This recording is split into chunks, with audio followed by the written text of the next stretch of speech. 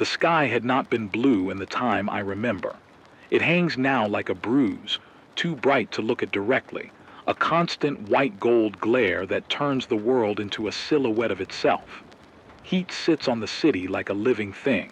It presses into every crack in the pavement, curls the edges of posters that nobody comes to tear down, makes metal sigh and warp until it looks soft enough to eat. This isn't the slow collapse people argued about on television. It was a series of sudden stops, reservoirs dropping overnight, power grids failing in one heat stroke, hospitals full then empty, then full of bodies. Heat waves arrived in waves, each one harder and longer than the last, and with every one the rules changed. A place that was safe before, an underground car park, a shaded plaza, the basement of a library, became a furnace by noon. Night stopped saving us. The mercury never fell far enough to make sleep honest again. Rivers learned how to die. The channels that once split the city now sit as cracked ribs of mud and stone. Bridges hang uselessly over nothing. Where the river ran, gullies and salt crusts glitter in the sun like glass. Parks are cemeteries of playgrounds, the slides bleached to bone. Trees, those stubborn veterans of centuries, stand testily, their leaves thin as papyrus or gone entirely, roots exposed and dry. Buildings wear their abandonment like scabs. Blackened facades, blown-out windows with curtains frozen mid-flutter. Cars baked in place where drivers abandoned them for shade that never returned. Sound has thinned. There are fewer engines, fewer horns, only the occasional scuff of footsteps and the distant, irregular thump of scavenger gangs breaking through boarded doors. The usual human noise, the radio chatter from dispatchers, the murmur of cafes, has been replaced by generators and the hiss of air conditioners that cough and die. The grid collapsed first, then the social contracts.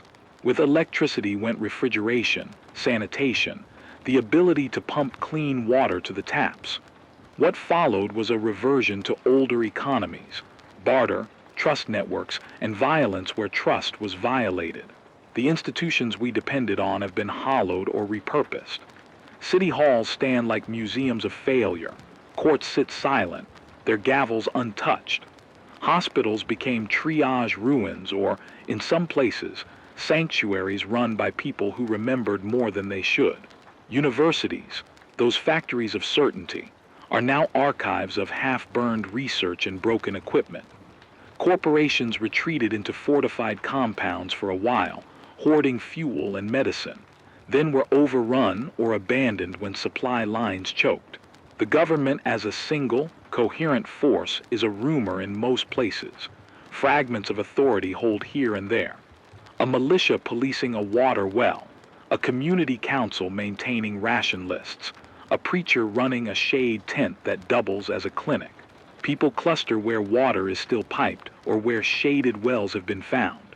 Those clusters are fragile. They are small and territorial.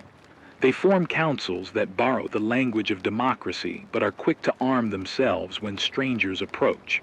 Others took to the road, nomads with panniers and hand-drawn maps of wells, people who trade fuel for guidance. Raider bands ride the thermals of lawlessness, siphoning gas from overturned trucks and taking what they please. Scavengers poke into grocery stores and pharmacies like desperate archaeologists. Then there are the quiet kinds of survivors, the ones who live in the bones of the city, in basements and maintained cellars where canned food keeps and the temperature dips just enough at night to let skin stop sweating. The climate itself has become a kind of politics. People organize toward shade now. Somebody has to rig tarps, build evaporative coolers from old radiators and fans, maintain roof gardens that survive on gray water. Knowledge is currency. Who knows how to dig a well, how to treat heat stroke, how to find potable water without a test kit? Those skills are carried by older hands, by people who refuse to forget a science lesson or a memory of rainfall.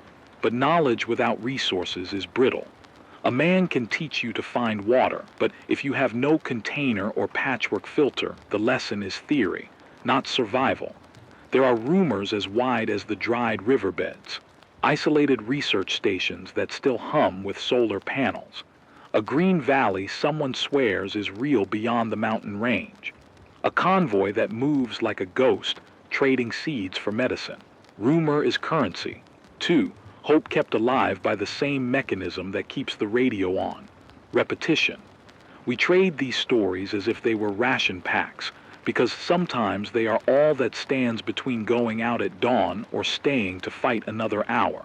The land itself has grown dangerous in new ways. Heat makes metal and asphalt behave oddly. Tires blow without warning, turning an already risky road into a death trap. Wildfires leap from building to building in dry winds, swallowing whole neighborhoods with the quiet inevitability of a closing mouth. Dust devils, spun from leftover construction rubble and dead leaves, can strip the skin from your face if you're unlucky. Night brings its own risks, rapid drops in oxygen in pockets of collapsed infrastructure, and the slow creep of toxins released by burned plastics, things we learned too late to care for properly. And above it all is the new weather, not just heat but the odd, violent reversals. A once-in-a-decade storm now hits like retribution, hot rain that smells of iron, winds that tear tarps like paper. The climate has become capricious, punishing, and the human structures we relied on are too brittle to adapt quickly. Anxiety hums through every settlement like low-frequency feedback. Nobody sleeps fully. Everyone listens for the next change. From my little transmitter, I watch and describe what remains. I watch the horizon shimmer and crack, and the city reshape itself into something leaner and meaner. The world is smaller now, measured in where shade falls and how far one can walk with a canteen. But it is still a place with people in it. Stubborn, furious, tender sometimes, doing what they can to keep their lights from going out. The future is uncertain and thin, like the thread that holds a radio's wire to the mast. We pull on it anyway. They call me the voice, or at least they used to. On the old maps, the frequency is annotated in handwriting that's become part of the place now. 89.3, carved into the lip of a canteen, scratched on the inside of a tin can. Names change when the world does. Titles are luxuries. I keep whatever I can of mine because a name is a tether to the past, and tethers are useful in wind. Before, I knew how to read a schedule, how to shift between morning traffic and midday talk. Now my clock is whatever the generator coughs into motion, and the sun allows. My studio is a flat-roof shack half buried behind collapsed warehouses. The antenna is an old TV mast I salvaged from 3 blocks of corrugated roofs, leaning, patched, and stubborn. The transmitter is an artifact jury-rigged from scavenged parts. A busted CB radio, a car battery, a dented amplifier whose life I prolong with solder and prayer. I keep a spare coil in a biscuit tin, and a spool of wire for when the rats get bored. Survival is a set of repeated small rituals, and I perform them because they make the days predictable. At dawn I walk the perimeter, check the rain barrels we've jury-rigged to condense dew, inspect the solar array scavenged from a community greenhouse, listen for the low hiss that tells me a seal's failed. I prime the generator if the sun is a liar that day. I oil hinges, tape cracks where dust forces its way into the breathing parts of our shelter. I ration fuel the way my grandmother rationed stories, one careful sentence at a time. Fuel is always a decision between keeping the transmitter running and heating a pot of water to clear a fever in the shaded clinic 2 blocks over. I speak into the microphone to stretch both of those things farther than they are. I tell stories on the radio because stories are how we remember to be human. They are also how I keep busy enough not to admit the numbers. I keep a logbook, ink smudged, pages glued with wax from candle stubs. Names live in that book. The woman who traded a jar of pickled peaches for a sewing kit. The boy who came in with his arm stitched to a broom handle after a scavenging run. The farmer who promised me a basket of seeds if I promised to broadcast his coordinates on low so the convoy could find him. The logbook is my ledger of debts and favors and chance. It is also my confession booth and my pantry of memories. I have losses that feel like weather systems, slow, relentless, remorseless. I lost Kira in the summer they called the second whiteout, a heat pulse that rose from the pavement like a breath from an oven. She went to the market to trade an old watch for bread and never came back. The market was a mirage that day, industry and hunger and a band of men who decided what belonged to them. I still hear her laugh sometimes when the air shifts, and it makes me both glad and tender with ache. There are things I keep that smell like her. A scarf I used as a bandage, a chipped mug we drank bitter coffee from when the world still had a horizon. There are photographs I burned after taking the color out of them on purpose so they would not attract thieves. Loss in this world is both plenty and private. What keeps me is not just the static and the attention of an invisible audience. It is the responsibility. Someone taught me how to solder once, a man with steady hands and a habit of saying the wrong thing when he was nervous. He taught me to fix things. He taught me not to let things go when they are still useful. That lesson became a principle. I am responsible for a small cluster of people who depend on me, not because I am brave, but because life is better with a voice to answer to. The elder who keeps watch on the roof, the two kids who sneak in to help spool wire, and who ask me to tell them stories about the sea. These people have names and needs and mouths to feed. In exchange, they bring me what they can, salted fish, a handful of beans, a story 2 towns removed that might be a rumor or might be a road. I am a scavenger in the daytime and a listener at night. When the heat allows, I go out with a cart and a map scribbled on wax paper, looking for anything that can be repurposed.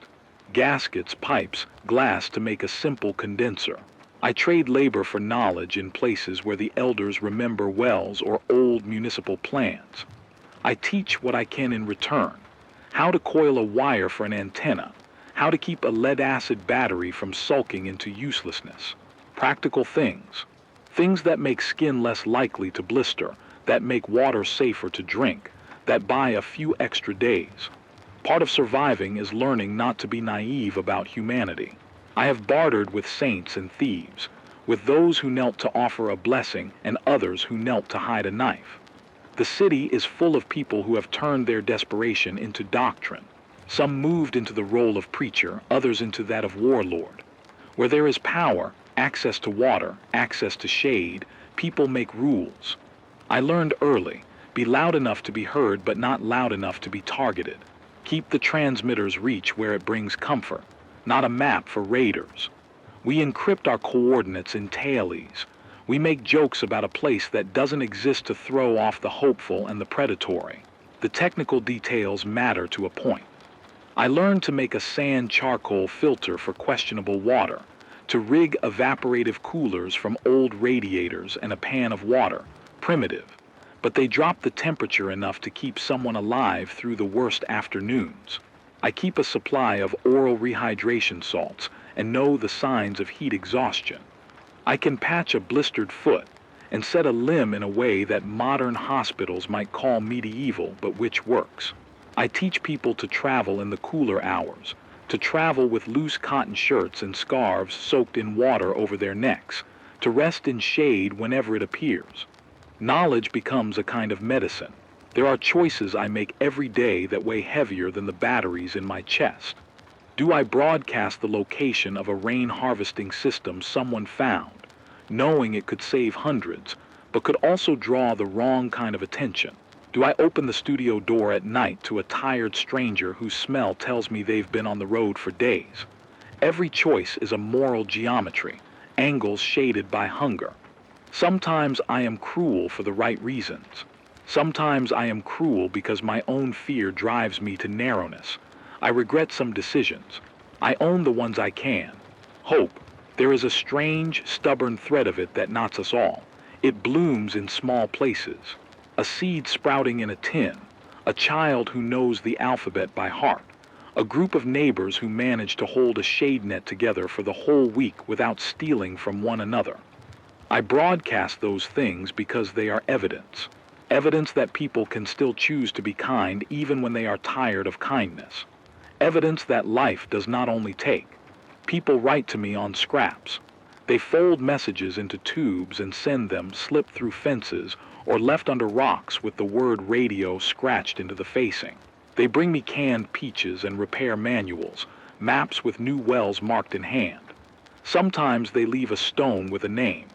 I read these letters on air. I say the name slowly like a prayer, and the sound of a name being spoken is a small proof that someone existed, that someone mattered. The logbook fills up with names and trades and promises we cannot always keep, but it keeps us anchored. There are moments when I think about stopping. They are like tremors, sudden and shameful. The generator gives a last weary cough and the microphone goes quiet, and I imagine a silence so complete I cannot bear it. Then someone knocks on the door. It's always unexpected, and they need water or candles or the sound of a voice so they know they are not alone. I light the transmitter again with the same hands that once tuned radios for celebrities, and the sound of my own voice cracks and then steadies. I keep going because other people keep coming to this small, stubborn tower. I used to think survival would be about endurance. What I learned is that survival is about testimony, to record, to broadcast, to tell the story of a city so that if the climate shifts again and the world ever remembers what it lost, there will be a book of voices to consult. If the worst thing that happens is that my voice becomes a relic, then that is a small mercy. If, on the other hand, my voice helps one traveler find a shaded well or helps two people reconcile over a stolen loaf, then the breath I take has purchased something deeper than mere life, connection. So I keep the soldering iron hot, the coil wound, the logbook open. I wake early to listen for the faint clicks that mean someone is tuning in, and when the radio finds a listener, I speak into the static and let my stories do the work of a map and a balm. The heat is heavy and the nights are thinner, but somewhere out past the bones of the city, under a canopy someone hasn't yet charred, someone might be listening. I speak for them and because of them. They told us the crisis would arrive slowly, like a story you could pace yourself against. They lied. The crisis arrived like a hand slammed down on a lid and never lifted again. What we live under now has a name people shout into the night: Heatwave apocalypse. But the truth is a braided set of failures. Runaway heat, collapsed water systems, fires that don't stop, and a weather pattern so stubborn it refuses to move on. That is the problem I wake to and the problem I broadcast about. Because if I don't describe it, we pretend it isn't happening. It began with longer summers and shorter winters, a handful of years of temperatures that felt unfair. Then came the living seasons that wouldn't quit. High-pressure ridges parked themselves over the continent like a kiln hood, trapping heat and choking off rain. When the sky stopped sending water, the rivers forgot how to pulse. Reservoirs that fed cities went from full to breathless in one cruel spring.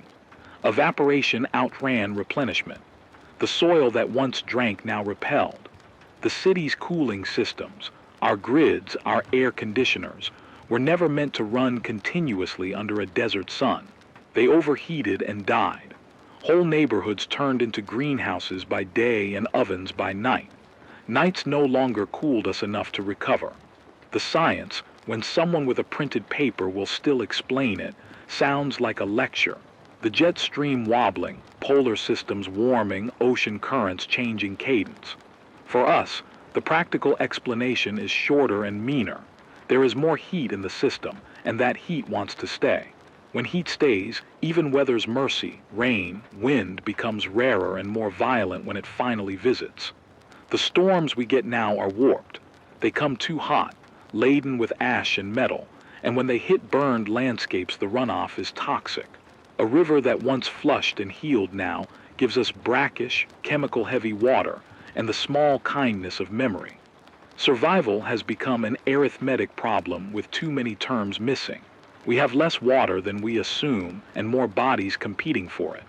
Food lines have thinned because farming schedules are broken. Seed cycles fail under heat that cooks sprouts before they root. Fuel, always the invisible lifeblood, is now treasure. Gasoline for a generator is worth a person's ration, and when the last tank in a district goes, the clinic's refrigeration goes with it. Medicine runs down like a clock that no one can wind anymore. Antibiotics in short supply. Insulin a rumor in some districts. Sanitation breaks down next, and with it the diseases we thought we had outgrown creep back. We are surrounded by people who respond differently to this extinction of ease. Some become generous in a way that astonishes you. They will give you their last jug of water because it feels right. Others become sharp-toothed and fast. Raiders with modified trucks, men and women who move at night looking for pumps to siphon, for generators to dismember and sell in parts. Then there are the cartographers of rumor, convoys that pass through, selling seeds or medicine for a boatload of favors, never staying long enough to be trusted. Alliances now form like quicksands. They look solid until someone miscounts a ration and everything shifts.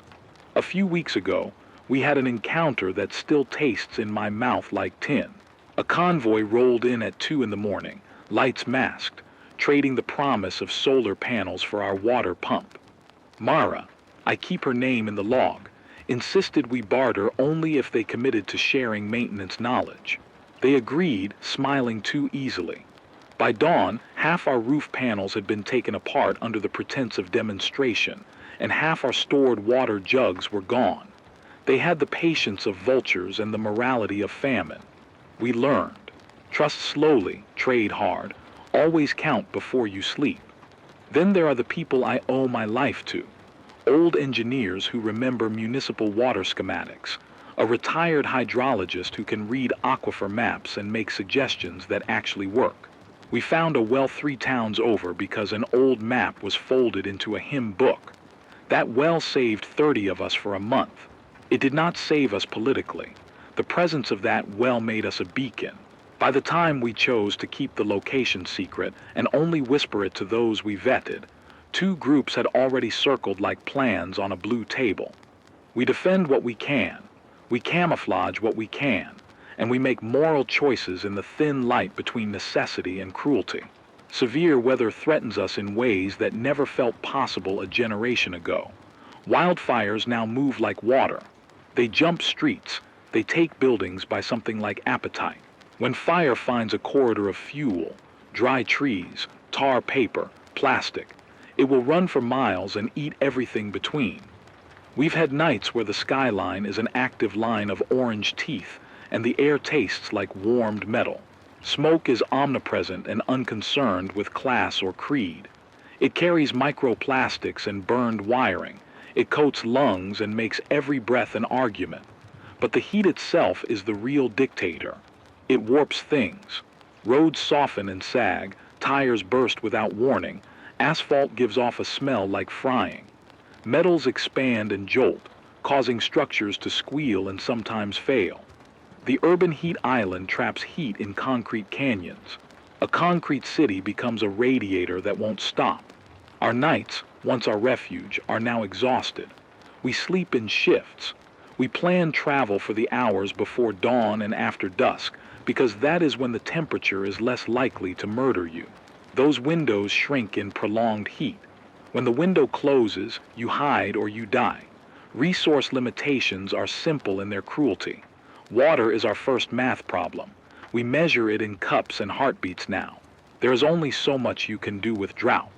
Capture dew from tarps at night, condense vapor with improvised chillers, dig into old plumbing to find forgotten cisterns. I have taught people how to build a solar still from a tarp in a bowl, primitive distillation that pulls moisture from the soil. But the output is meager and slow. We use SODIS, solar disinfection, when we can, leaving clear bottles in the sun until the sun's ultraviolet light kills pathogens. It works for light microbial load, but it will not cure chemical contamination. When the aquifer is poisoned with runoff from burned plastics or old industrial waste, there is no makeshift fix. That is an entitlement we cannot buy back. Food is the next equation. Urban gardening exists in scrappy rooftop pockets and in basements where old fluorescent fixtures are repurposed. But heat kills young plants. Only certain heirloom seeds survive the new summers. We trade for seeds that promise heat resistance, and we barter knowledge of shade techniques. shade cloths, reflective tarps, evaporative cooling via soaked burlap. Even so, yields are low. Meat is nearly ceremonial, and canned goods are, for a time, a currency. Fuel scarcity skews everything. If you have petrol, you can power a pump. You can run a compressor for irrigation. You can solder and keep communications going. If you do not, you start walking a lot more. We have a generator rotation so someone doesn't die when they need refrigeration. We measure battery charge cycles like the livelihoods of our elders. A single deep discharge can ruin a lead-acid bank. We learn to float charges, to avoid deep draws, to equalize cells with periodic overcharge when the sun is generous. These are small technical things that separate a community that can run a small clinic from one that cannot. Medicine and familiarity with heat illness have become critical knowledge. We check for signs of heat exhaustion, pale face, heavy sweating, weakness, and for heat stroke, hot, dry skin and confusion. That requires rapid cooling and, if available, immediate rehydration and medical attention. Oral rehydration salts are life-saving, and we keep a formula written in grease pencil where anyone can see it. Salt, sugar, water proportions measured by hands, not scales, because hands are what we have. Shade is the first medicine. Find it, preserve it, share it. We improvise cool packs from frozen water jugs when our ice stores allow, and use damp cloths against the neck and groin. These are practical interventions. They are not miracles. For me, the radio is part instrument, part public health bulletin. I announce the hours to avoid the sun. I relay the tricks of cooling a house without electricity. Close south-facing windows during the day. Open the opposite side at night to encourage cross-ventilation. Wet sheets over windows can drop interior temperatures if there's breeze. When the heat is relentless and humidity low, evaporative cooling like swamp coolers built from a fan and wet pads can help. But they need water, and the water is often the scarce thing we guard. I teach people how to ration use. Run these coolers only during the worst afternoon hours, not all night.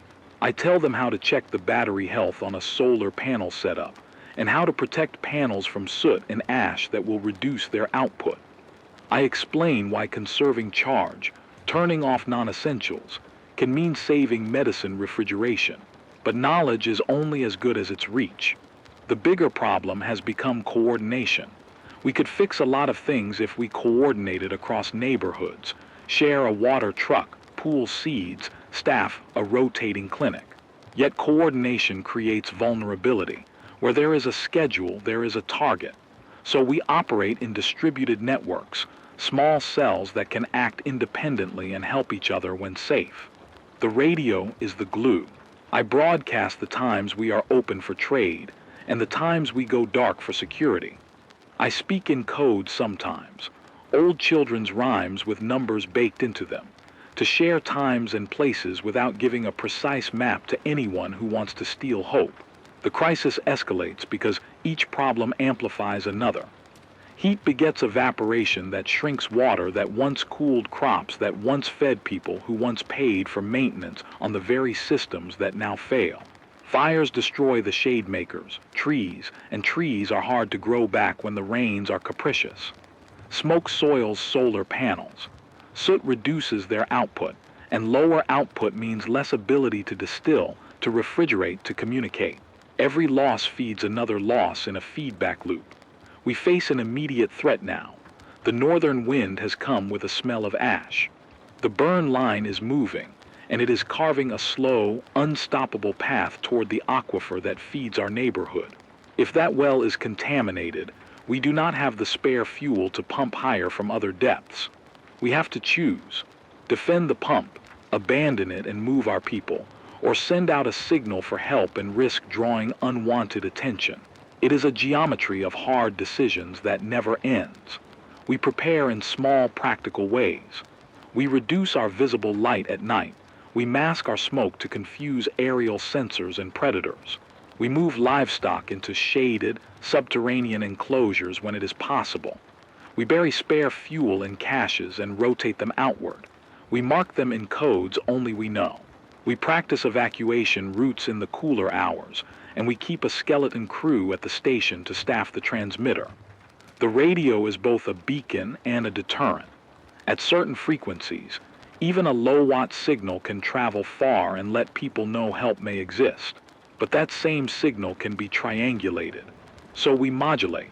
We broadcast long-form stories, calls to humanity, during dangerous hours and technical coordinates only during vetted times. The crisis is not a single event.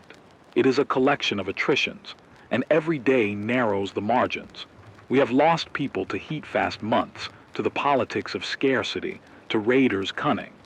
Yet we still find ways to trade a jar of salted fish for a syringe, to repair a nearly useless coil so the transmitter can reach just one more listener.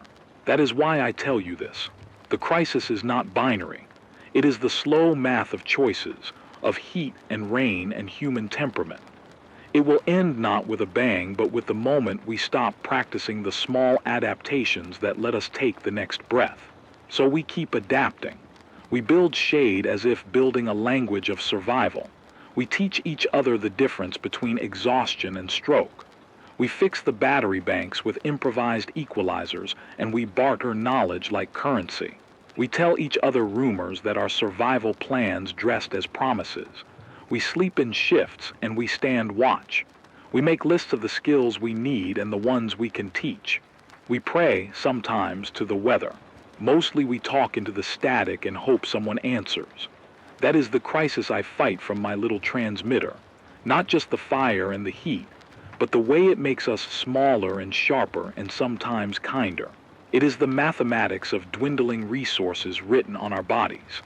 It is the need to choose, again and again, who we will become under an unrelenting sun. I broadcast what I know because the knowledge might keep a child from collapsing on the road, might keep an elder's medicine from spoiling, might teach a stranger how to build a still with a tarp and a bowl. That is all I can do.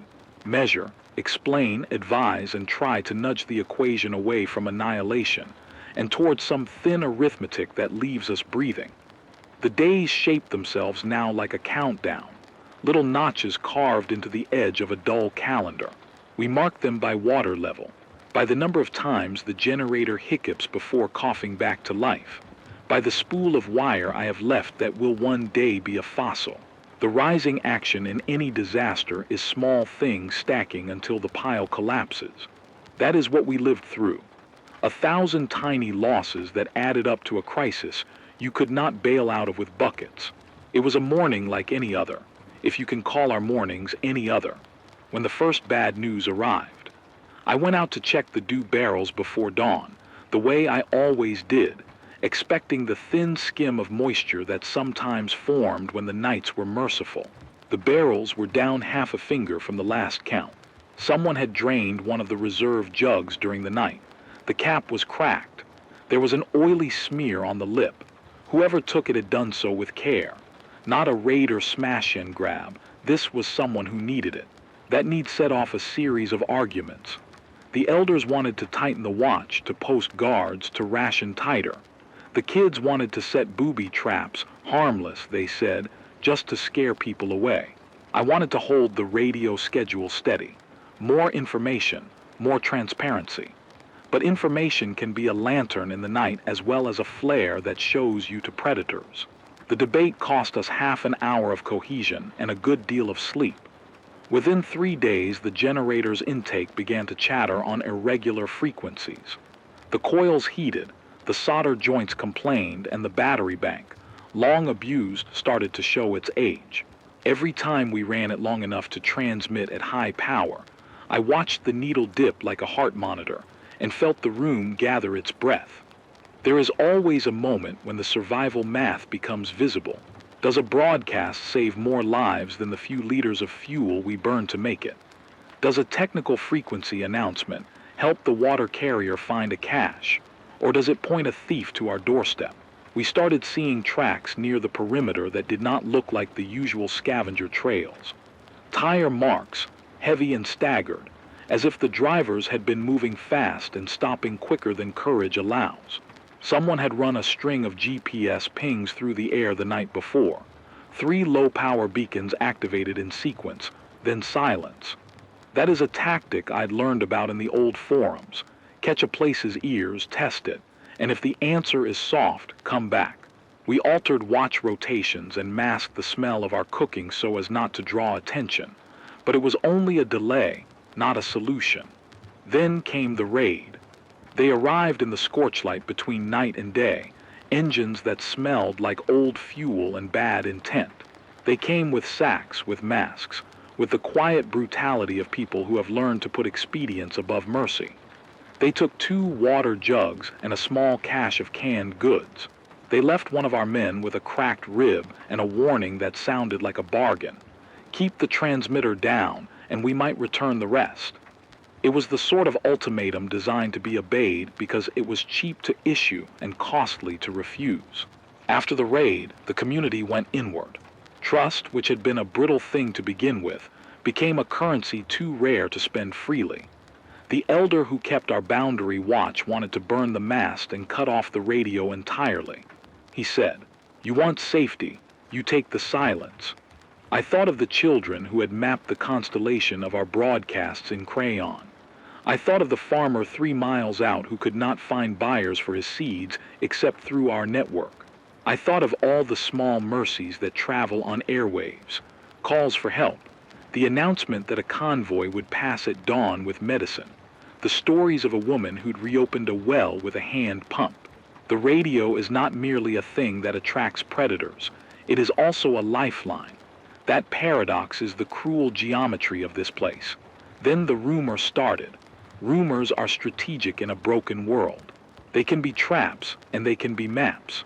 This one started with a cadence, the same jaunty children's melody I'd heard once on an old record in a burned house, slipped into a low-power broadcast at an odd hour. It was almost certainly meant to be obscure.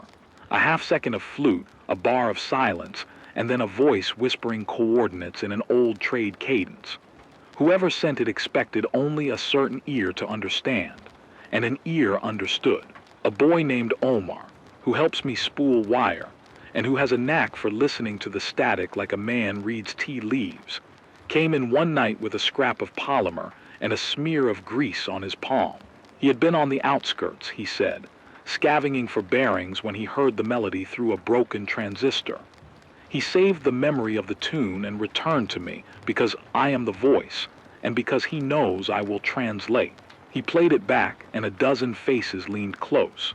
The message, when we parsed it, was half map, half prophecy. It hinted at an aquifer revealed in a municipal survey years ago, and at a place the old maps called Larkspur Reservoir, a name that tasted like a joke and a promise. The coordinates were crude, likely intentionally so, but they pointed north and inland to a place beyond the burned lower suburbs and into scrub that might have a shadow. The person who broadcast it claimed to have water, enough for many, and a small team of technicians who knew how to maintain a pump that ran on solar and manual override. The signal insisted silence and caution. It wanted barter, not violence. This is where stories become difficult in practice. The rumor might be salvation. It might be a lure. There are 1,000 traps in a world where thirst will bend even the noblest heart toward theft. I thought of Kira, how she left for what she thought was a market. I thought of the way the convoy had taken our panels. I thought of the night the well 3 towns over had been circled, and we had hidden it better than we had hidden the names in our logbook. Suspicion is a reflex now. Hope is a risk. We debated on the air. I put the rumor out in a quiet segment, careful to obscure the detail, enough to ask if anyone had corroboration, not enough to point a map. That brought replies, as broadcasts always do. A woman in the southeast claimed to have once worked on the Larkspur maintenance team and mentioned a code word, blue ash. A retired hydrologist we barter with said the reservoir had been partially decommissioned, and that under the right conditions a seep might still feed an aquifer. An old map in the logbook, folded into the pages under a pressed leaf, had a dotted line that might match where Omar had been. Every endorsement is an additive force. The more voices say something, the thicker the rumor becomes. But the evidence is messy and colored by desire. Each corroborator brings with them their own need. The hydrologist wants to secure water for research. The retired engineer wants parts. The convoy wants seeds and promises of trade routes. I can't trust any of them fully, and neither can the elders. We are all leaning into the rumor because we must. That is the engine of escalation. Hope becomes a target. To complicate matters further, a new player entered the field, an organized group calling themselves the cartographers. They are not like the raiders. They are not predators in the simple sense. They map, they trade information, and they hoard knowledge like a parent hoards the last of the blankets. They sent word through an intermediary that they had sighted a group moving north with a trailer full of blue barrels stamped with a faded municipal crest. They wanted to broker a meeting. Their price was simple: access to our transmitter for 1 hour and a promise that, if the Larkspur source existed and was managed well, a share would go to them in exchange for their mapping and defense services. I listened to their pitch and felt the moral geometry twist again. The cartographers' maps could be salvation, or they could be a ledger that priced us out of our own survival. The argument tore the community between those who wanted to barter and those who wanted to hoard. "We made this mast," said the elder, voice low and tired. "We do not trade our lives for a map." And yet, how many of us had died because someone refused to share a map when a well was nearby? How many more would die because we refused to risk our small safety on a larger hope? My internal war grew heavier. I had to make choices not just for myself, but for the people who trusted me. My logbook became a courtroom where names argued and debts were called.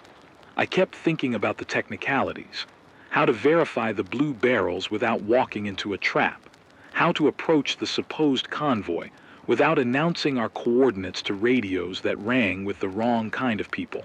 My nights were broken into schematics. I imagined low-power scouts moving in. I imagined mirrors angled to reflect a signal to a distant listener. I imagined an exchange in which we kept duplicates of the map and then destroyed the original. Meanwhile, the weather worsened. A hot front rolled in from the south and the horizon shimmered like heat above tarmac. The smoke line crawled closer. The ash made the sun a dull coin. People began to cough in ragged succession: dust, soot, and the sort of allergens that have no mercy. The generator hiccuped more. Fuel became a luxury we measured not in liters, but in the number of lives it would keep a freezer from losing at night. Food stores grew slim. The rooftop garden yielded less and less. The pattern repeated. Scarcity tightened, and with it tempers. Tensions with the raiders flared. They returned, but smaller this time, a probe rather than a siege. They asked for the transmitter by name. "Turn over the voice and no one gets hurt," their leader said through a bullhorn. We refused. Refusal costs, it always does. They left this time with the knowledge of where we had been hiding a few spare jugs. When they left a warning carved into a fence post with a knife. "You broadcast to the dead. Don't call the living." The moral questions multiplied. When a mother arrived with a child whose lips were bluish, pleading for ORS, I had to choose between opening the store of rehydration salts meant for a projected outbreak and keeping them for a future emergency. I chose the child because such choices cannot be equations. They are, and must be, human. The child lived. Choices like that make people trust you and make you enemies in equal measure. In the background of all these immediate crises, the whisper of the legend grew. Larkspur might be more than a reservoir. Some said it was a former experimental aquifer project, something built by engineers who thought they could bend the old systems to new climates.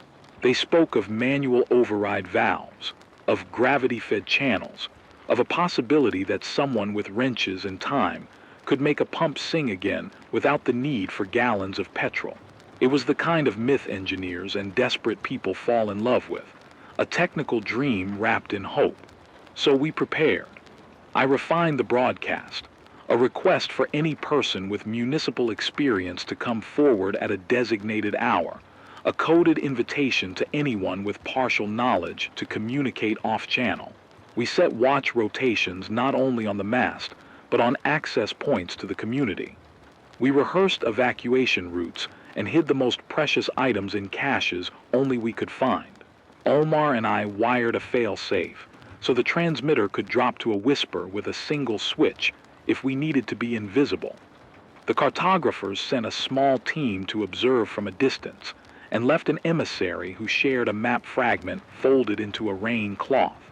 It had a line scratched into it, a feeder pipe that might, in a good year, still move. Every decision we made amplified the stakes. We were moving from survival to strategy, from patching to planning, and planning requires resources we do not possess. And yet we had to plan, because the alternative was simply to burn slowly and die. There was an internal cost, too. The more I invested in the rumor, the more I started to hear Kira in the rustle of the logbook pages. Hope becomes memory's accomplice. It makes you imagine return and reconnection because that is what keeps you breathing. But hope also makes you vulnerable because you begin to share what you hold precious. The community's arguments came to a head in a night meeting. Voices rose. Accusations were hurled like dry sticks. "You put us on the map," someone said to me. "You put us on the radio when the raiders asked us to cut the mast." I answered as best I could. I keep the mast because people out there still need to hear that someone answers. It was a poor defense, but it was honest. Honesty is not always protective. It can be a way of bleeding information that others will use. In the end, we made a decision that felt like a compromise. We would not announce precise coordinates. We would not hand our safety to a public broadcast. Instead, we would send a small, vetted party to verify Larkspur. The cartographers would provide reconnaissance, and a gentleman from the hydrology barter team would come. We would take only what we could carry and leave no sign of our path. If Larkspur was what the rumor promised, we would return and decide collectively what to do. If it was a trap, we had the cover of distance and the ability to deny knowledge. I signed the list with my own name and the names of those I trusted. Signing meant that I accepted the risk of being away from the transmitter for 2 full days. It meant the mast might fall silent when it was needed most. It meant I was betting that action was worth the gamble of vulnerability. It felt both reckless and inevitable. As I packed my bag that night, water, a spare coil, the small wrench the engineer had given me years ago, I felt a strange clarity. The rising action had done its work. It had sharpened us, made choices unavoidable. We had to act or we would dissolve into smaller, meaner units until nothing remained but rumor and ash. The raid had burned our patience. The rumor had fanned our desire to find something better. In a way, we had no choice but to follow an echo. Before we left, I turned on the transmitter for a few minutes and read aloud a list of names. The logbook's latest entries, slow and deliberate like litany. Names steady people. Names are a promise that somebody remembers. I told the listener that we were going to check a rumor. I told them honestly that it might be nothing. I asked anyone who had corroboration to meet us at the old mile marker east of the viaduct at dusk. I encrypted the time in a nursery rhyme and tucked the coordinates into an idiom. That way, those who were meant to hear would, and those who meant harm might think it a lullaby. We walked out at first light. The city's heat was a wet hand from the moment the sun rose. Each step north felt like walking up a long problem set with no answers. But moving felt like an act of faith. Faith in maps, in techniques, in the idea that someone, somewhere, had left a resource not meant for hoarding. We carried small tools and small vials of medicine and hopes wound like string around our fingers. The rising action had reached a point of no easy return. The next step would be either a promise kept or a promise broken. Either way, the stakes had grown large enough that common sense no longer offered comfort. We had become participants in a story that demanded courage or cleverness or sacrifice, or perhaps all three. The road into Larkspur felt like a wound trying to close, scar tissue of burned scrub, and a thin thread of green that promised something whole underneath. We walked the last stretch under a sun that had learned to stay. Even at a distance, I could see the shimmer where water sat in shadow, the peculiar honesty of a place that had not yet been turned to ash. When we crested the ridge, the basin opened like a ruined eye. A concrete bowl stained with algae, a spiderweb of old service pipes, and at the center, a hand-pumped well that breathed a slow, clean rhythm.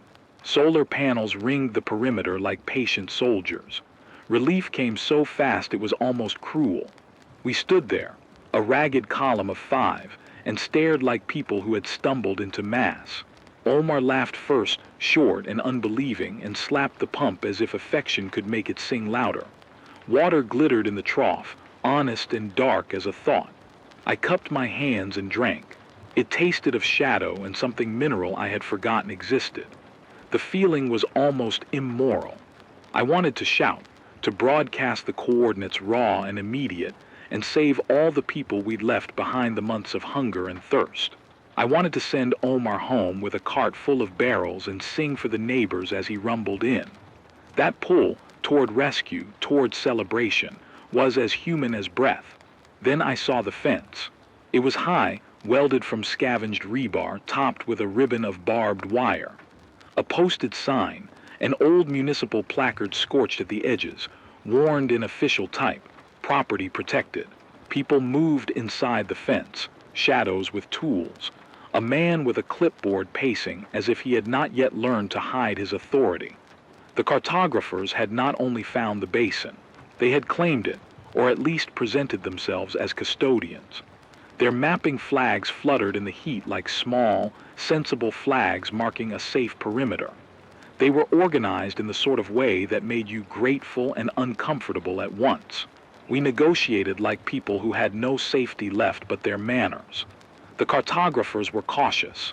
The leader, an angular woman named Mara with a voice like a hinge, wanted proof that we were not raiders, and proof that our community could contribute. Water is a resource and a responsibility, she said, not unkindly. You can't take from the basin and walk. If we give, you help maintain. You help patrol. It was reasonable, and it was the kind of thing that might unravel into a ledger of debts that would drown us later. I thought of the elder back home keeping watch for the mast, of the kid who had a cough that refused to stop. I thought of the barrel missing from our reserves. I also thought, absurdly, of Kira's chipped mug. We argued for hours, men and women from different settlements, all of us bargaining with a kind of desperation that made our speech small. We proposed a rotation plan, a maintenance schedule, a barter pool for parts and seeds. The cartographers did not say no. They said they would consider it, but first they wanted to test whether the pump could run reliably without petrol. If they could keep it running on solar and the manual override, they would share. If they could not, then cooperation might be impossible. On the second day, we learned 2 things at once. The pump could run, and we were not alone in wanting it. At dawn, we heard engines like animals sniffing the edges of sleep. Thin at first, one, then a second, and then a rumble that set the dust trembling. Raiders. They cut through the scrub like a blade through silence, juking their trucks into the basin's approach. We had a handful of rusted rifles and more earnestness than training. The cartographers moved like a practiced thing, dropping into position to shield the pump with their bodies and their words. They had patched riot shields salvaged from municipal signage. They had a battered but functional solar-powered comm that called for reinforcements via a network I'd only ever heard about in whispers. They had maps that mattered. The first exchange was a demonstration of desperation. A raider with a bandana over his face walked under a white flag and asked for trade. The cartographers offered water, measured and rationed, and the raider's smile split like a possible outcome. Someone in the caravan miscounted the trade, or they were thieves from the start. He pulled a gun and the situation turned. Shots were fired. Plastic flashed like lightning. Men screamed, not from being hit, but from the realization that when guns go off in a basin, the water itself becomes a casualty. Pipes rupture, panels shatter, earth rises in a choking spray of dust and sediment. I remember the sound of the pump when it seized. A thin, metallic cry that felt like a human throat closing. Then there was the frantic, small violence of people trying to keep what they had. The cartographers lashed a tarp over a severed panel to keep rain and ash from soiling it. Omar and I ran with jerry cans to a pump house and found a cracked valve. We tried to rig it with a length of copper and a bolt. The metal burned my hands in a way that felt like penance. In the end, the pump survived the first volley, but not unscathed. We drove the raiders off by luck and stubbornness, and because there was a narrower channel they did not want to risk. They retreated with curses and one of our poorly patched barrels. But the cost was immediate and clear. Several panels destroyed, reducing the basin's charge by an amount that panicked the solar technicians, a torn fence, and a leak in the main feed line that would take days to fix. The cartographers took losses, too. One of their medics had a bad wound that we stitched without anesthetic. In the aftertaste of it all, I realized the basin's future depended on choices that were more math than heroism. And then the sky changed. It happened as the burned sun leaned west. A wind rose from the southeast, hot and wrong, carrying a smell we all knew, far-off flame. The chatter of the basin stilled as if someone had pressed a hand over a record. Mara looked at the horizon and swore under her breath, an old swear, not a new one, and we all understood. The burn line was moving faster than we'd expected. Fire was a corridor sometimes, and when it found a wind it liked, it became a machine. Larkspur was in its projected path. We had a choice that day that felt like being offered different kinds of death. We could stay and try to hold the basin, fight off the raiders, reinforce the panels, attempt to patch the pipe while smoke rubbed our throats raw. The payoff would be high. Water for the region, a place to anchor a future. The risk was that we would be pinned and burned with what we sought. The other choice was to take what we could, seeds, a handful of parts, the pump manual kept in a dry tin, and try to lead people away to a new place, to start over with less but with the hope of life. Both choices demanded sacrifice. It was then that I heard Omar's question, small in the press of heat. Why do you keep the radio voice? Why do you risk it? It cut through me like a thermometer. I thought of the elder back home and of the mast leaning like a prayer. I thought of the woman in the clinic who taught me how to make rehydration salts when she had nothing left herself. I thought of the hundreds whose names I'd read off the air like offerings. I thought of Kira, how she left believing in a market and came back believing in nothing at all. The answer was not heroic. It never is. I keep the radio because someone must speak for the people who cannot speak for themselves. I keep it because a spoken name can be a lifeline. I keep it because silence means surrender, and surrender means a kind of forgetting that I could not live with. But speaking into the air in a world of triangulation and geometry could kill the very people I wanted to help. If I called the region for help, if I asked for convoys and volunteers with loud, clear coordinates, the raiders could track the signal and follow the path like a bloodhound. If I stayed silent, I betrayed the people dying now. That was the geometry of my choice. We had 30 gallons of fuel in a hidden cache, enough for a few runs, not enough for a war. The cartographers proposed an alternative. They would use their network to route defensive teams, but only if I sent a high-power call that would reach their allies beyond the ridge.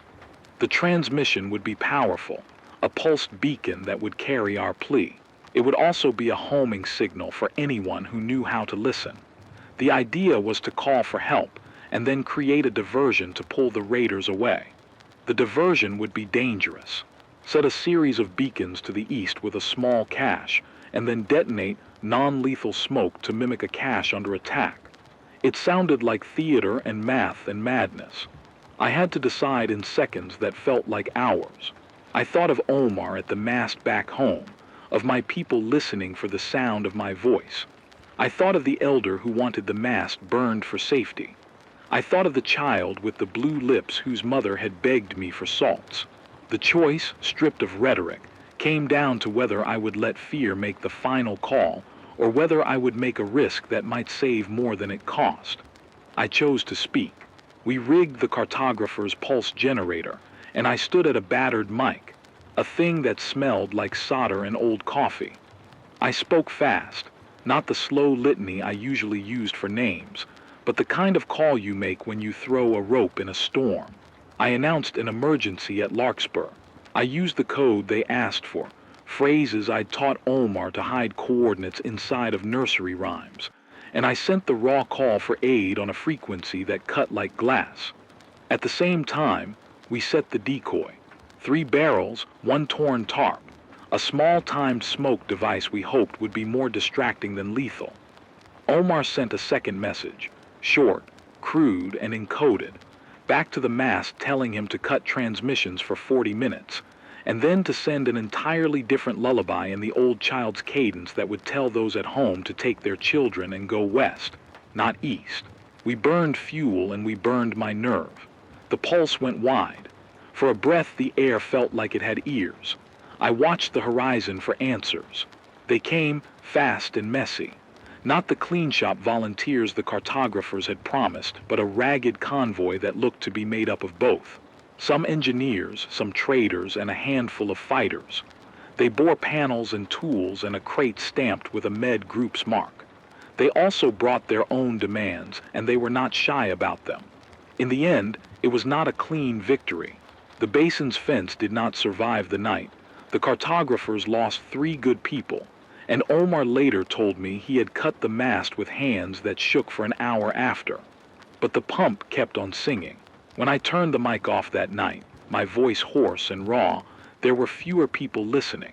The mast at home had been disabled to remove the threat. I had traded the radio's continuous warmth for a chance the water might stay. It was a bargain I thought I could justify in ledger and in conscience. In the dawn that followed, when the ash settled and the survivors counted names like beads, we found that hope is not a thing that arrives whole and stays. It is a thing you build with hands that smell of smoke, 1 valve fixed at a time, 1 solar panel etched with a new patch, 1 patrol route written in a shaky hand. We kept the basin. We kept a ration schedule. We sent a low-power beacon at hours when the world was quieter to teach the neighboring towns how to run a manual override.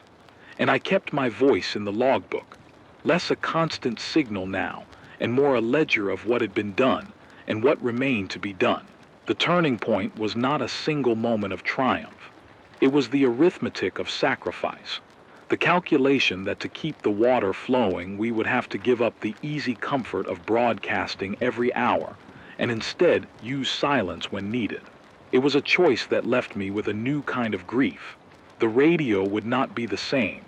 Silence had become a tool as much as sound. At night, when I lie awake on the ground beneath the panels, I still hear the pump's soft heartbeat, and I think of Kira's laugh. I think of the child whose lips were blue, and the elder who kept the perimeter watch, and the boy Omar who now knows how to splice a wire better than I do. I think of the people I read into the logbook, and the ones I did not get to save. I think of the mast back home, gone now, and of the faces around me that are not mine but which I feel responsible for. Responsibility is a heavy thing. It will crack you open if you let it. But there is water, and for now, water is a reason to get out of bed. There are people who can be taught to keep the pump running without my voice like a tether. There are still choices to be made. Who we include, how much we share, what we tell the visitor at the gate. We have won a night and purchased a sequence of mornings. The narrative has shifted, not ended. When I next take the mic, because I will read names from the logbook and, when appropriate, tell the occasional coded lullaby so those who need it will know where to move. I will keep my radio practice leaner, more cunning. I will broadcast not to the entire world but to the people who must know. That, in the ruin of things, feels like a kind of mercy. The turning point burned away certainties. It left us battered and a little wiser. It left us with a pump that sings and a community that has to learn what it means to be a steward, not a scavenger. And it left me with choices that will follow me like shadows, decisions about when to speak and when to be quiet, about what to risk for the sake of the many. I had promised myself I would not become a saint. I did not. I had promised I would not be a coward. I tried not to be that either. In the end, I was a voice that chose when to shout and when to hush, and in that small arithmetic, We bought from the future the most precious thing left to buy: time. The dust took its time settling, as if it were savoring the moment before letting the world be seen again. When the first ash-gray morning arrived after Larkspur's fight, we found ourselves counting differently. We counted panels that still hummed, valves that held, names that had not been added to the ledger overnight. We counted the small, fragile things that meant survival: one functioning pump, two cracked but repairable solar cells, a med crate that had not been looted. We also counted the losses: 3 graves in the cartographer's corner, a boy who would never run with the same light again, and the mast at home with a clean, surgical cut through its base. Counting became a way to keep shame and gratitude from colliding into chaos. The basin kept singing in the days that followed, but it sang like a throat learning to talk again. The pump required attention every hour: lubricate the bearing, patch a hairline leak with a copper shim, clear the intake screen clogged with ash and microplastic. The solar technicians, people who had once been hobbyists and municipal employees and now were all of us, made a schedule that was merciless in its practicality. Panels were cleaned at dawn before the day could breath soot into them. Any loose wiring was taped and sealed with lacquer scraped from 1,000 ruined devices. We rebuilt fences with what we had and with what we could trust. Not high walls meant to keep people out, but low, symbolic thresholds that said, "We are organized. We defend what is necessary." We learned to smelt small brackets from scavenged metal and to cannibalize old batteries judiciously, balancing charge cycles like a nurse balances doses. The cartographers, wounded and wiser, stayed, though their posture towards us was no longer the wide, confident arc of proselytizers. They taught us to map. We drew the basin's lines in charcoal and then in waterproof ink. We mapped the feeder pipes, the hidden caches, the best shadowed spots for daytime congregation, and the easiest routes for evacuation. Mapping made the world legible and thus slightly less terrifying. It also taught us what stewardship might mean. We instituted a rotation: 3 days of maintenance, 3 days of patrol, 3 days of rest. We rationed carefully, keeping 1 week's worth of drinking water in reserve for emergencies and another 3 weeks allocated to trade with neighboring communities. It felt like a ledger of small restraints that together bought time. Back in the city, life adjusted to the new arithmetic. The mast's cut had been a blow. For a stretch of nights the transmitter was silent, and silence is not neutral. It takes a shape that presses like humidity against skin. People missed the ritual of the broadcast more than they missed its information. Names were no longer read aloud each morning. Instead, we introduced a new practice: a daily ledger posted at the clinic and read by a runner who had the discretion to speak only of what would call no predators. I learned to encode help into lullabies and market times into children's songs, so that those who needed specifics could still find them without shouting them into a world that now listened with predatory ears. I changed, too. The rashness that had sometimes burned me, saying too much, feeling too much, believing rumors because they were warm, cooled into caution. Not into cowardice, but into a specific kind of responsibility. The kind that measures not only what is true, but what can be told safely. I discovered an uglier, quieter skill: the ability to calculate risk quickly and to accept the moral cost when there was no ethically clean option. That acceptance sits like a pebble in my throat some nights. I keep it there because if I let it out as speech, it becomes a confession that could fracture the fragile trust of the people who depend on me. Regret came in tidy and untidy forms. I regretted the barrel we had lost to the raiders and the man who had taken a bullet to save it.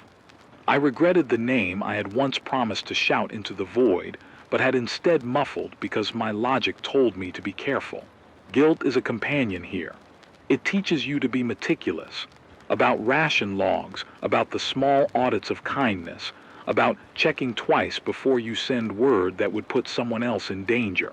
But guilt also teaches repentance in the simplest ways.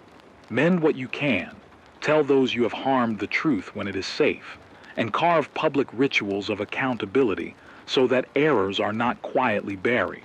Hope did not arrive like a gift. It came like a maintenance manual, incremental, practical, and surprisingly stubborn. The rooftop gardens in 3 settlements sent seedlings north under a barter agreement. A retired pump operator taught a group of women how to perform emergency repairs that required nothing more than a pipe wrench and a prayer. A neighboring community, whose wells had failed but whose people had a stock of dried legumes, traded seeds and recipes for a promise of shared use of the basin during the driest part of the year. These were not grand gestures, no dramatic caravans bearing aid, but small, repeatable acts that moved survival from mere endurance into something resembling stewardship. Nature offered only the faintest, capricious answers. Where we had patched irrigation and shaded a strip of earth, something stubbornly greened stems of purslane, a scattering of chickweed. It was not rewilding. It was the tiniest protest from soil that still had life in it. The skyline continued to blur in summer heat and ash. Fires came like bad anniversaries, unpredictable and hungry. Yet there were microclimates now around human effort. A shaded courtyard where beans could be coaxed into fruit. A subterranean cistern where roots found a stubborn trickle. An old rain garden that retained a little of the rare, violent storms. These places felt like proof that climate disaster had not yet finished its rewriting of the planet, but that local effort could create pockets of negotiation with it. My relationship with the radio had shifted. The transmitter became a precision instrument, used with care, fired only when the signal would employ more good than harm. Instead of reading names as a ritual for all, I curated lists, prioritized calls for medical help, and occasionally used a child's rhyme to send a coded message to a neighboring group about safe travel times. I trained Omar and 2 others in low-power protocols and in the art of quick silence, the ability to shut the mast down and open it again in less than a minute. We practiced the choreography until their hands moved without asking permission from their hearts. I had to let go of the comforting illusion that a constant voice kept everyone alive. Sometimes silence does more. There were quiet changes in the people around me, too. Omar stopped laughing like he used to. The edges of his smile are sharper now. He learned to splice wires efficiently and to laugh less loudly in public spaces. The elder who nearly wanted the mast burned softened into someone who understood the trade-off between visibility and utility. The woman from the clinic who taught me rehydration salts has become a de facto teacher, running classes on heat illness that fill with people willing to learn and to teach. Community rituals shifted. We had fewer noisy mass gatherings. Instead, we held small, curated meetings where the most pressing technical knowledge was shared and then practiced. These were acts of mutual survival, and they felt intimate and sacred. I still wake sometimes with the taste of smoke in my mouth and the image of a pump seizing in my hands. Memory is not a soft thing here. It keeps you honest. It keeps you raw. Looking back, the choice at Larkspur was not a single moral calculus resolved in one pulse of bravery. It was 1,000 smaller choices strung together. Who to send, what to say, when to be loud and when to be quiet. Some of those choices were mistakes, some were miracles. All of them left marks. The basin is a hinge now. It does not solve the crisis. It makes the math of tomorrow slightly less brutal. We learned to steward water as if it were a shared language and to keep the radio as a tool, not a constant comfort. The cartographers teach us maps and boundaries. We teach them how to tend and how to trust. It is cooperative work written in ink and in sweat. Most nights I lie awake and read the logbook by the glow of a single lamp. The pages are thinner now, corners softened by fingers that have learned to count and to bless. I read the old names, the ones that smell of the city before the heat, and then the newer ones. Volunteers, merchants, people who once were strangers and now bring jars of pickled fruit as currency. I read them slowly. I read them like offerings. Saying a name aloud still feels like claiming that person out of the fog of extinction, and that act remains, to me, sacred. I am no longer the voice that shouts into the dark hoping to wake the world. I am the voice that chooses when speech will do more good than harm, that orchestrates quiet transmissions like careful surgeries, and that teaches others to keep the tools working when I am not there. The heat still presses. The ash still falls sometimes in long, patient curtains. But there is a hope that is practical and stubborn, a pump that sings, a community that maps, children who know how to splice wire, and people who count with us each morning. That is less than what we lost and more than we had last year. If anything has changed for me most of all, it is the tenor of my courage. It has become less about bravado and more about steadiness. I have learned how to be useful in small, regular ways. That usefulness is the currency of this new world. It buys mornings and medicine, and sometimes, when the math allows, it buys the space to laugh without fear. When I next pick up the microphone, it will be for a reason that has been measured and deemed worth the risk. I will read a short list of names, those who need support, those who must be remembered, and then I will close the transmission and let the quiet do its work. That quiet is a new kind of mercy. It means we can keep living long enough to teach the planet little kindnesses, shade for seedlings, a little water for a sapling, a schedule that protects the weak. The future is not a promise. It is a careful, daily building project. We keep working on it. We count. We repair. We name. And sometimes in the thin hours before dawn, if you stand where the air is still and listen, you can hear the pump singing and know that someone somewhere kept their hands busy enough to keep life going another day. ChatGPT said, "The world did not end with a proclamation or a trumpet. It ended in choices, small, stubborn, accumulative choices, and in the quiet business of keeping things that still mattered from falling apart. After Larkspur, after the fires and the trade-offs and the quiet funerals, the fabric of our days looked the same at a glance. Dawn, work, feed the pump, clean the panels, count the jars. Up close, everything had shifted. We lived with less certainty and more bookkeeping. We learned to measure hope like we measured water, in teaspoons, in precautions, in scheduled draws. Hope here is fragile not because it is rare, but because it is easily broken. A single ruined valve, a lost rig, a misread sign on a radio frequency can shatter what we have stitched together. That fragility forces a kind of discipline I had not anticipated. We learned to choose carefully what we would risk on a broadcast, which names we would speak aloud, and which we kept in the ledger. We learned to make our kindnesses small and repeatable instead of grand and one-off. A saved seed, shared and planted and saved again, can be more revolutionary than a convoy that arrives once and is never seen again. There are mornings when the pump sings and the water tastes like a miracle, and there are afternoons when the smoke returns and makes the taste a memory. Both states live next to each other now. Recovery, if it can be called that, is local and incremental. Where we have shaded small beds and trickled water in patient measures, greens come up and stubbornly refuse the heat's full dominion. We coax what the new climate will allow rather than demanding the old one back. That is adaptation and humility wrapped in soil. I am changed in practical ways and in the spaces I carry inside me. I have learned to judge people by their hands as much as by their words. I have learned that courage is often a soft, steady thing. One person turning a wrench at 2 in the morning, another walking the boundary at noon when everyone else wants shade, a child spooling wire for an antenna with a focus that will someday build careers out of survival skills. I have learned not to confuse shouting for action.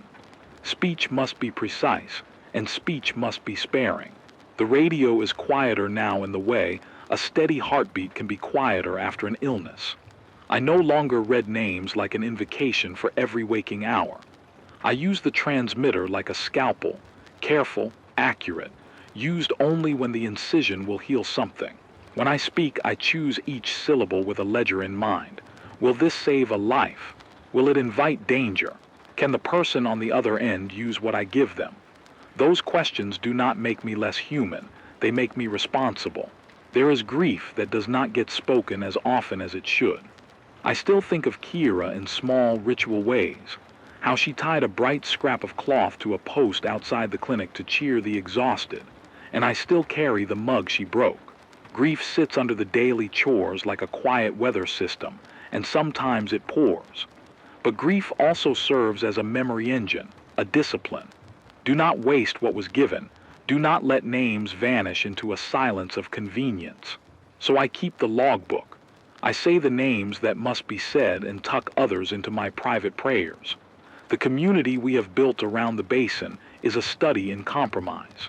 We have negotiated schedules and ration plans, patrols and maintenance rosters.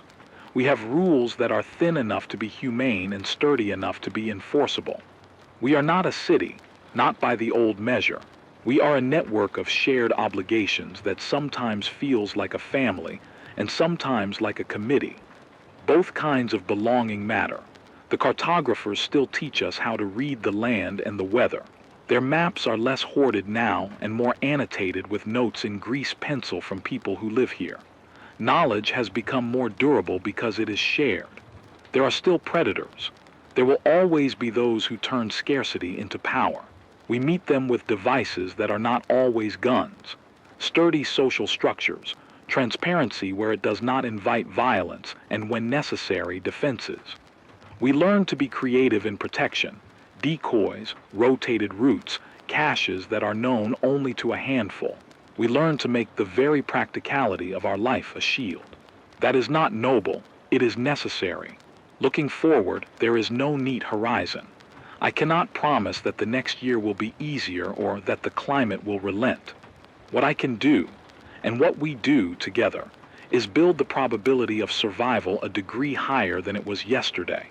We invest in things that have the most leverage: trained hands, shared knowledge, maintained pumps, and the slow work of teaching children the mechanical arts that grow into community resilience. We practice the chemistry of survival, ration, repair, trade, and discretion, until it becomes second nature. My final message is not a sermon. It is a small, practical plea threaded with whatever stubborn optimism I can afford.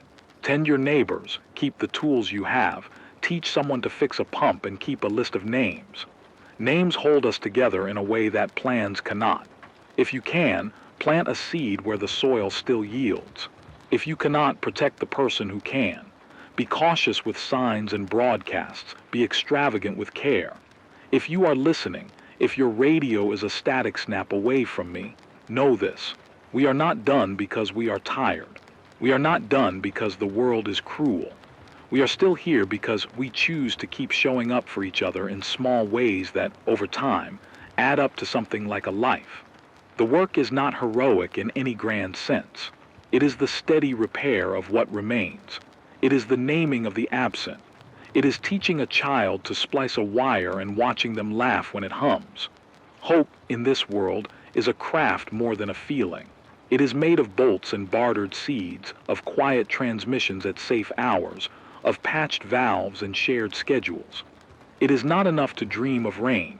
You must learn how to catch it when it comes, how to store it, how to steward it.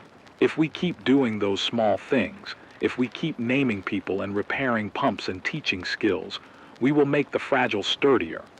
So stay alive, not for some grand future that always seems just over the horizon, but for the small mornings we can guarantee each other.